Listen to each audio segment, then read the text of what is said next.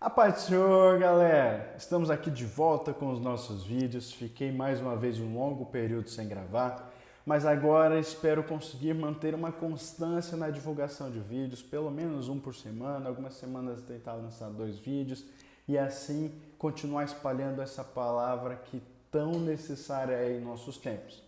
Sem mais delongas, hoje vamos dar continuidade ao nosso estudo em 1 Pedro, hoje concluindo o livro de 1 Pedro, no capítulo 5, depois vamos continuar no livro de 2 Pedro. Versículos de 1 a 4. Portanto, apelo para os presbíteros que há entre vocês e faço na qualidade de presbítero como eles e testemunha dos sofrimentos de Cristo, como alguém que participará da glória a ser revelada. Pastoreiem o rebanho de Deus que está aos seus cuidados. Olhem por ele, não por obrigação, mas de livre vontade, como Deus quer. Não façam isso por ganância, mas com o desejo de servir. Não ajam como dominadores dos que lhe foram confiados, mas como exemplos para o rebanho. Quando se manifestar o Supremo Pastor, vocês receberão a imperecível coroa da glória. Aqui Pedro começa o capítulo trazendo uma responsabilidade muito grande aos presbíteros. Aqui, trazendo para nosso tempo, fala basicamente aos pastores ou a qualquer um que tem uma liderança dentro da igreja. Ele diz, pastoreiem o rebanho de Deus que está aos seus cuidados. Nesse trecho completo, Pedro traz diversos conselhos a esses presbíteros. Tais presbíteros, lembrem vocês, já era necessário que houvesse diversas qualificações para que eles pudessem chegar a esses cargos. Nós temos aqui em 1 Timóteo 3, de 1 a 7, em Tito 1, de 5 a 9, diversas qualificações, diversas virtudes, qualidades que os presbíteros deveriam ter para serem separados a tal cargo. Mesmo assim, Pedro vem e nos traz diversos conselhos muito importantes para o exercício e para o cuidado com o rebanho do Senhor. O primeiro deles, e aqui eu quero mencionar 4 que temos nesses primeiros 4 versículos, é o rebanho de Deus. Logo que ele fala, pastoreiem o rebanho de Deus.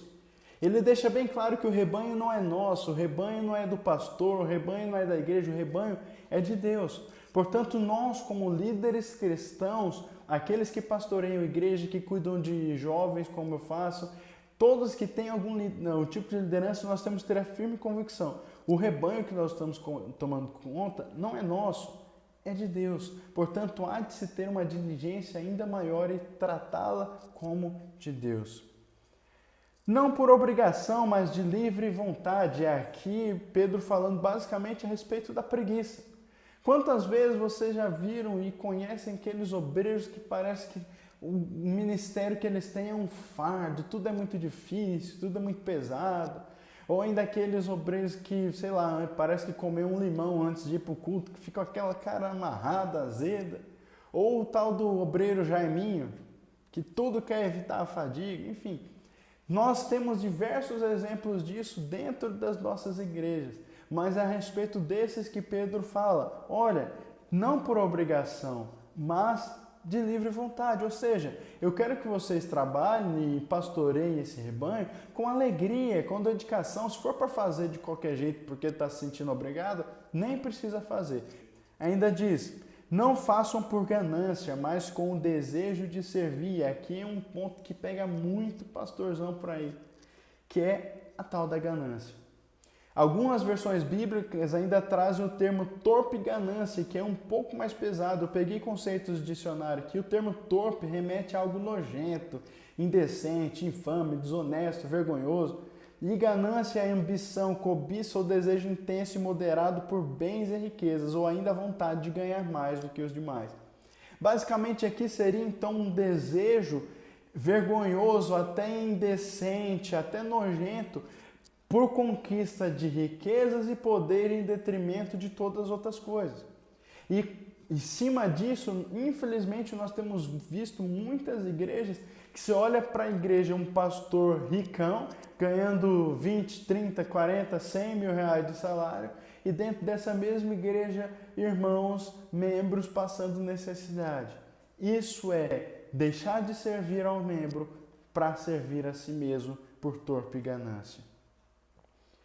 E ainda, não ajam como dominadores, mas como exemplos para o rebanho. E aqui fala muito a respeito de demagogia.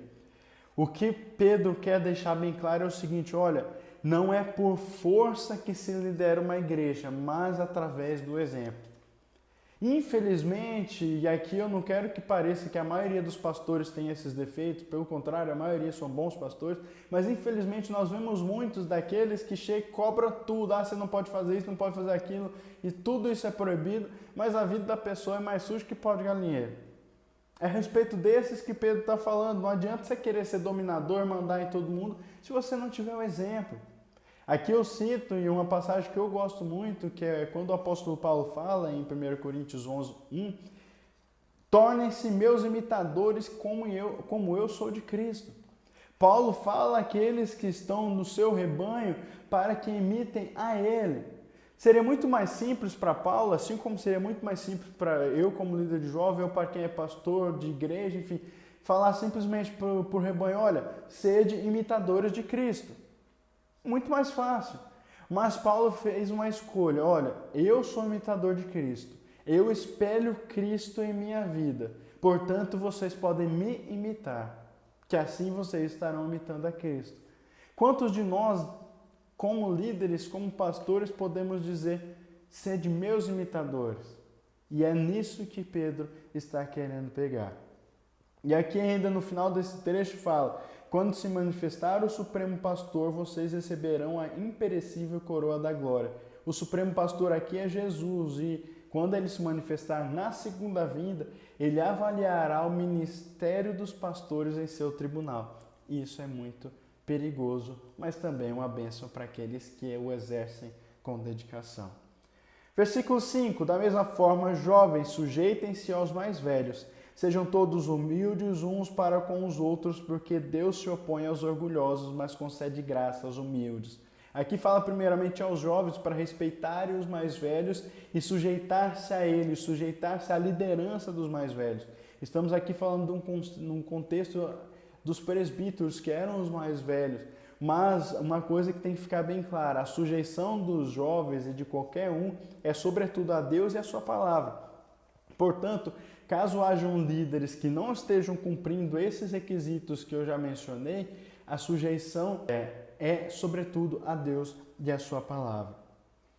Versículo 6. Portanto, humilhem-se debaixo da poderosa mão de Deus, para que Ele os exalte no tempo devido. E aqui, basicamente, o que Pedro quer dizer, mesmo que você sofra por causa do Evangelho, que você tem que se humilhar por causa disso, tenha convicção que a recompensa virá no momento certo, na vontade de Deus. Versículo 7, lancem sobre ele toda a sua ansiedade, porque ele tem cuidado de vocês.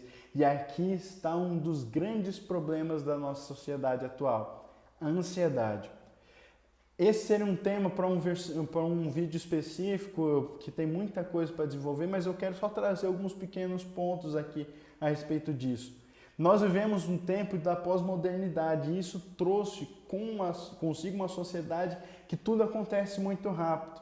As necessidades surgem e desaparecem de um dia para o outro. Hoje um telefone que é atual, amanhã já não é mais. Enfim, a sociedade, tudo está acontecendo muito rápido. O mercado de trabalho tem estado cada vez mais exigente. Se antigamente a pessoa tem uma faculdade era a garantia de um bom emprego, hoje mesmo uma faculdade não garante absolutamente nada. Então temos uma geração inteira crescendo dentro desse contexto e isso tem trazido diversos problemas de ansiedade e depressão para os nossos dias. A ansiedade, até determinado momento, ela é natural, mas existe um ponto em que ele começa a virar um transtorno de ansiedade, que vira uma doença.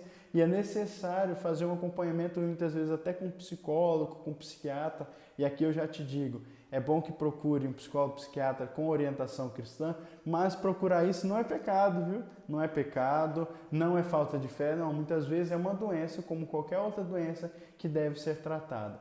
O que Pedro quer nos mostrar aqui é, mesmo que você tenha que buscar um tratamento profissional, mesmo diante de tudo isso, nós temos que, como cristãos, pegar todas as nossas preocupações, tudo que nos aflige, tudo que nos incomoda, de colocar aos pés de Cristo.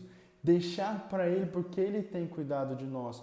Muitas vezes, se é uma doença, você vai fazer um acompanhamento profissional, mas sempre busque a Deus, sempre esteja ao pé de Cristo, deixando para Ele, deixando que Ele cuide de você. Versículos 8 e 9. Sejam sóbrios e vigiem. O diabo, o inimigo de vocês, anda ao redor como leão, rugindo e procurando a quem possa devorar. Resistam-lhe, permanecendo firmes na fé, sabendo que os irmãos que vocês têm em todo o mundo estão passando pelos mesmos sofrimentos. Aqui nós temos uma ilustração que Pedro traz a respeito de uma caçada. Quantos de nós aqui eu antigamente gostava muito de assistir Animal Planet, essas coisas, só para ver aquelas caçadas dos leões e de vários animais para um rebanho. Quantos de vocês já viram? Eu até peguei aqui num site especializado falando a respeito dessa tarefa de caça dos leões, que na verdade são as leoas que fazem, para mostrar mais ou menos o que Pedro estava querendo nos mostrar aqui. Assim descreve: a tarefa de caça é designada às leoas, que formam bandos de 4 ou 5 animais, ficam observando o bando que vão caçar, a fim de achar a mais frágil. Em seguida, atacam por diferentes lados, cercando o alvo principal, que geralmente está sozinho e é abatido. Então, diante dessa ilustração, o que Pedro está querendo nos mostrar é que o inimigo, que é o diabo que está ao nosso redor, ele está procurando presas que, estejam mais fracas que as outras, 2, estejam sozinhos, e ele vai tentar cercar essa pessoa de todos os lados para poder atacar.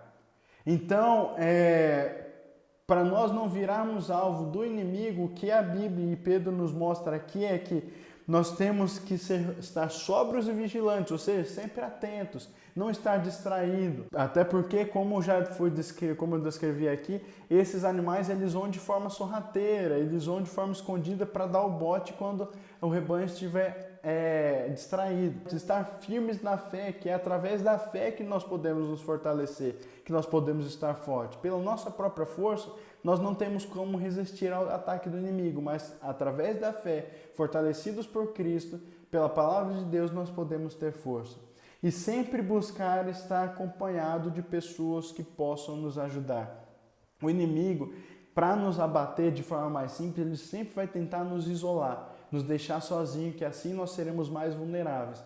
Mas se nós estivermos sempre em comunhão com outras pessoas que estejam até mais fortes do que nós, vamos conseguir resistir ao ataque do inimigo. Versículos 10 e 11. O Deus de toda a graça, que os chamou para a sua glória eterna em Cristo Jesus, depois de terem sofrido durante pouco tempo, os restaurará, os confirmará, lhes dará força e os porá sobre firmes alicerces. A Ele seja o poder para todo sempre. Amém. Quando estamos sofrendo, muitas vezes nós sentimos que a nossa dor nunca vai acabar.